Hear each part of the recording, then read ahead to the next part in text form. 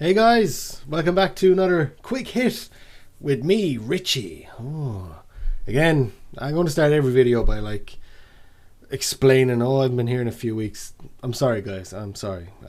Spud's holding down the fort. Spud is my man, putting out them videos every week. I'll jump in whenever I get the chance. You can direct all your hate mail to us, don't worry, but address it to me, it's my problem. Anyway, enough of this bullshit.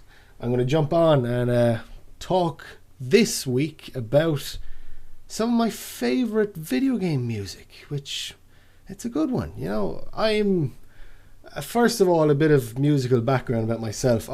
For growing up, I still listen to every type of music under the sun these days, but I did have that guilt growing up from my middle to late teenage years where I listened to, it was pretty much all punk or heavy metal, you know, and you're kind of back at that age, you're kind of, even the bands you listen to, you're guilted into, you can't listen to anything that isn't us, and if you listen to pop music, you're a sellout, if you listen to this, you're an asshole. And anyway, cut a long story short, I think one of the best things I did in the last 3 or 4 years was to liberate myself music wise and to just go for shit, and just jump into stuff that I would have never been caught dead listening to before, or admitting to listening to. But especially I think it was with Spotify now lately, it's just really opened up.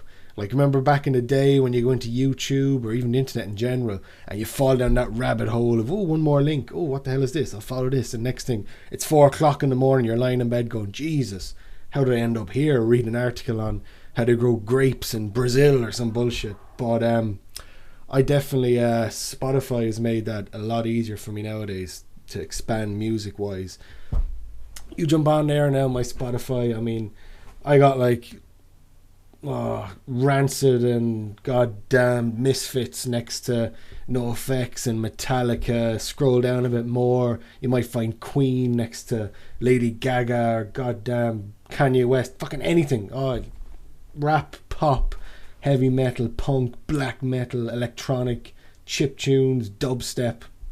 Man, just fucking give it all to me. I listen to anything.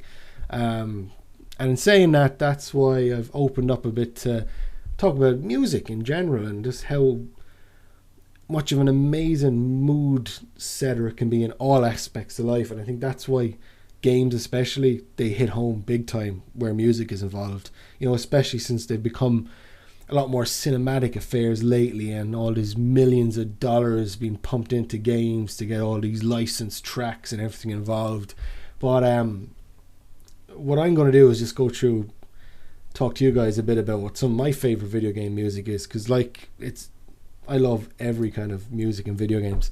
I'm going to start off with talking about the likes of Fallout and Bioshock. I mean, you can't talk about trend setting and theme setting games nowadays without bringing those two up. I mean, man, they just take you back. It's like a time machine, going back in time, listening to all this I don't want to set the world on fire, the ink spots and all this 50s swing and jazz music. I mean, it completely sums up everything perfectly, especially in Fallout. And it's ironic because Fallout, it's in the past, but it's past post-apocalyptic future almost as well. And then the Bioshock, similar thing. But in terms of putting you in a time period, in a place where it just adds so much to the environment, Fallout and Bioshock, boom, they definitely have to be mentioned before we go on. Even the likes of Alan Wake, which was a big game in its own right, but I thought what they did music wise was fantastic, to break up each chapter of the game into a TV show with a little mini credit roll and then an open and intro to each segment as well. Man, they hit the nail on the head with the music there. You got a bit of Bowie, you got a bit of Roy Orbison in Dreams and all this. I mean, again, just little punctuation marks. Really, I found they picked these amazing songs, really summed up the tone of the game at the time. I mean, that fight down on the farm with, what are they called?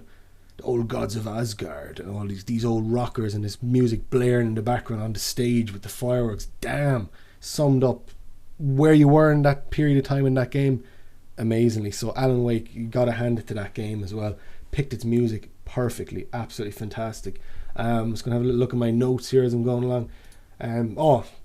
Red Dead Redemption, that one part in particular where you know what it is. If you hear video game music, and Red Dead together, you got to remember this part. It's just when you're going into Mexico on your horse, and what's the name of it? Jose Gonsalez, Far Away is the name of this track. But man alive, I mean, that just blew me out of the water. So simple, so, again, a game where there's not, I don't think there's any music really, compared to other Rockstar games like GTA, you know, maybe a bit of atmospheric strings or something as you go into new areas, but this song in particular blew you away. It was so understated, but it was perfect. It was, I don't know how you explain it, but it's kind of lonely, but hopeful at the same time. But just as you're going into Mexico, the whole game opens up again, and this song comes on in the background, and you just gotta, I had to just slow down and drink it all in, the sunset and the scenery. It's like, damn. And I've heard that part being ruined on people by fucking coyotes attacking their horse, and apparently you can get off the horse as well, and then the music just goes, just cuts it off, which is another thing that you often hear brought up, like in Black Ops, or just sympathy for the devil when we're going down Vietnam, down the river, and that music's playing in the background. You should be made invincible almost during scenes like that in a game, because the first time you hear it, you're like, oh man, it's fucking badass, you know, I'm unstoppable, I can do whatever I want. And then when you keep dying about doing that level, starting over about the 10th time, and you hear the track kicking in, you're like, oh god, just get it over with, I'm sick of it at this stage. So I think similar to maybe keeping you invincible in a scene like that in Black Ops, and maybe in Red Dead, they should have just made you stay on the horse, because if you get off, music cuts off. Again, the game's about choice, what can I say? But again, honourable mention to Red Dead, fantastic scene. Old school stuff, I mean, we all know the 8-bit to 16-bit, your chip tunes, classic at this stage. They're kind of getting trendy again. They're getting a huge resurgence in popularity, especially with electronic music taking off the last couple of years. But off the top of my head, I mean, again, I could list like any Mega Man stuff. I mean, god damn, some of the themes to that game, Dr. Wily's Castle, I mean, they're pretty much classics at this stage. Anything Mega Man, I will listen to the hell out of that. Bloody Tears, the old Castlevania, the first 3 games, I mean, that's another song. It has been remixed countless times. I've heard some brilliant a cappella stuff, I've heard heavy metal covers, I've heard piano covers, but a classic tune. It still holds up so well to this day. What else we got? Old school, Chrono Trigger, man, one of the best soundtracks ever. The Secret of Mana as well, the title opening to that, amazing. Chrono Trigger in particular, the Corridors of Time, is one that really, it brings me back even when I hear it now, the little ding ding ding ding, little bells. It's amazing. Like, I'm going to put all these, well, most of the ones I mentioned, I'm going to put my little link down below so you can check them out if you haven't heard of them before. But Corridors of Time from Chrono Trigger, amazing. The Moon from DuckTales, jeez, I mean, again, sometimes you just look at the stuff they had to work with back then, and the timeless melodies they made, like all the old Donkey Kong stuff as well. I mean, some tracks on that, the first game even, are absolutely timeless to this day. You know, they will last forever. They're done so well. I think that can even be better sometimes than throwing millions of dollars at an orchestra and getting something that sounds amazing, but it gets very generic as well. Whereas you listen to something like Donkey Kong, snow level, boom, you're straight back there. Aquatic ambience, the water level, bang. Sticker brush symphony, man, it's like, whoa, god, it just time capsule, boom, straight in there. Donkey Kong, very good. Final Fantasy, I mean, you can't mention music in video games without bringing up Final Fantasy. It's almost cliched at this stage, you know, but there's a lot of songs, a lot of music, to those games that I will never forget. Like, you know, to take up top of my head, you have the classics like One Winged Angel, Libere Fatale, the kind of intro theme to 8, where it's Squall and he's fucking banging this shit with this gun blade, and it's like, oh god, here we go. Really gets you pumped up. The Zanarkand, the theme song to 10, to this day, still one of the most beautiful pieces of music I've ever heard. Like, you know, it is amazing. 9 as well, my personal favourite Final Fantasy, which, you know, love it or hate it, but it's probably one of my favourite games of all time. Memoria from that game, it was one of the last dungeons towards the end of the game. To this day, I mean, if it was possible to track how many times I've listened to that particular track, it's probably in the hundreds at this stage. I mean, that is one piece of music. It brings me back to when I was like 14 or 15 playing that game for the first time, and I can still see in my head, you go into this dungeon and the screen goes black and the music kicks in and comes up, and you see the big castle coming out of the ground, and you're heading into it then for the final battle and stuff. It's like, oh geez, brilliant. But Memoria, Final Fantasy 9, another one of my favourites. GTA, quick mention of GTA. I mean, talk about just giving you the songs and creating your own mood, your own atmosphere, whatever you're in the mood for, bang them on. You know, if you're high speed chase, if you're just chilling, want to listen to whatever you want. I know there's a couple of times, I think in Vice City it was Billie Jean, that kicks on automatically when you first get in your scooter and you drive out of the airport, but it's like, oh, now it's getting real. I mean, that's one of the best parts of the GTA games, is getting on there and jamming through the stations, see what tracks they got, you know, what stations there are going. I've learned a lot about music from GTA. Like, there's a lot of stuff you mightn't have even heard of before, and you're like, god damn, what's this? So you go a bit of research, get into a band that way. Brilliant way. But again, summing up the time periods, Vice City, the tracks you had in that, very Scarface. Then you had GTA 3 had a bit of everything, and then San Andreas and 5 was a lot more gangster, kind of rap orientated as well. But again, what a great game to just throw a few tracks at you, see what you want.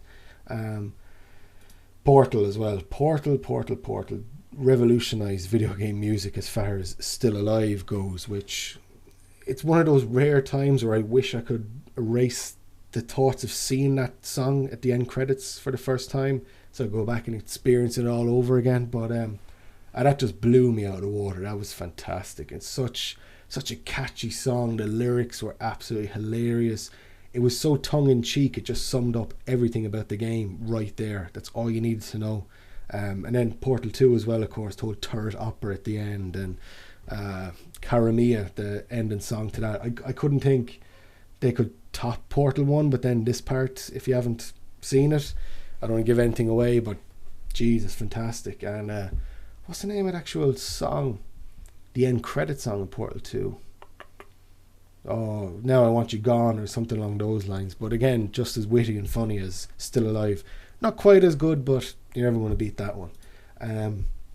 Hotline Miami. I mean, that's probably the last game in the last year or two that's really come out and went shit. And then what revolutionised the whole chip tune. Well, you get a lot of old school stuff now, the likes of Fez and so, with these nice kind of electronic soundtracks. But Hotline Miami, that just kicks it up to 11. Like, you know, that just gets you pumped. You just want to go for it when you're listening to that soundtrack. That was one of the best things I loved about that game, putting the headphones in. Once you learned off a level in that game and you get your speed runs down with your weapons and you know exactly what you're doing, oh man, brilliant soundtrack. Really gritty, electronic, a bit of funk as well thrown in, a bit of rock kind of based, grungy kind of undertones, but it pulled it off so well. And again, even there's a lot of artists and musicians nowadays that are being inspired directly by video games. The likes of Anamanaguchi are one of the big ones. They're a chiptune based band. They play off hacked NESs and Game Boys and stuff. They got a bit of a rock flair going on with it as well. A lot of instrumental stuff. They're the guys that did the theme song to the Scott Pilgrim game, if you've heard of it. Absolutely class band. Some of their stuff, their last single they released was a bit, I don't know, but some of their older stuff, Helix, Nebula, Dawn Metropolis and all those ones, absolutely mind-blowing stuff, fantastic, well worth the listen. Chipzel, she's a DJ from England, a girl, she's kind of like Anamanaguchi stuff as a solo, you know, again, very fast tempo chiptunes. Great though, great beat to it, fantastic. The Protomen, these are guys I'd heard about them for a long time, but I checked them out on Spotify last week. They're actually, they're from a university in Texas, I'm not sure where exactly. They're all music students, but they basically have a band where they get done up in, like, one of them wears a Mega Man helmet and they've got silver face paint, they're like robots and shit, but they do like rock operas based around Mega Man. And I was like, this is amazing, why haven't I heard of these guys before?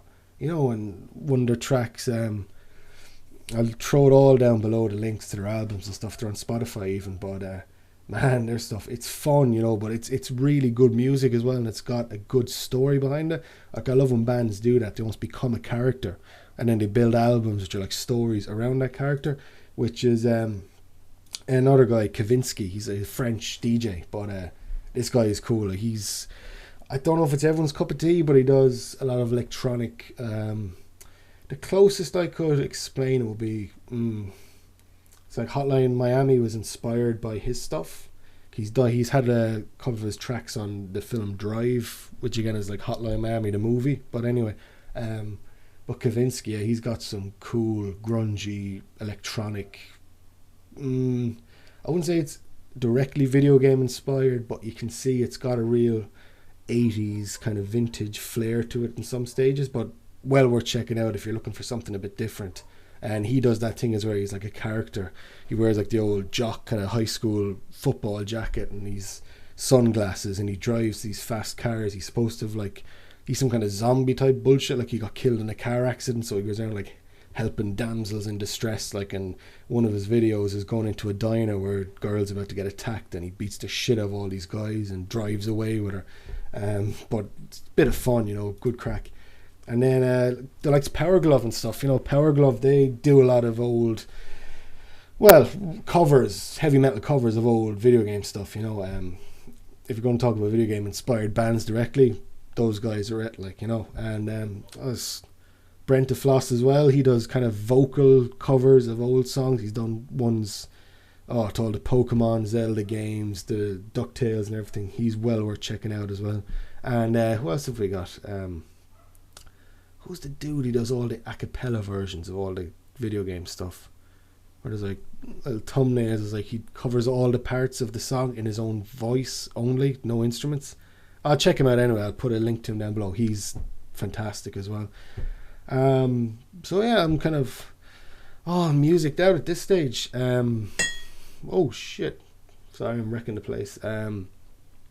But yeah, like I said, I'm going to throw a few links up down below for you to check out. Let me know what your favourite stuff is. If you don't agree with anything I've said, let me know. We'll have a good gentlemanly debate, as us internet folks are likely to do. Coffee. So yeah, check it out, and thanks for checking out the video, and we shall see you again soon.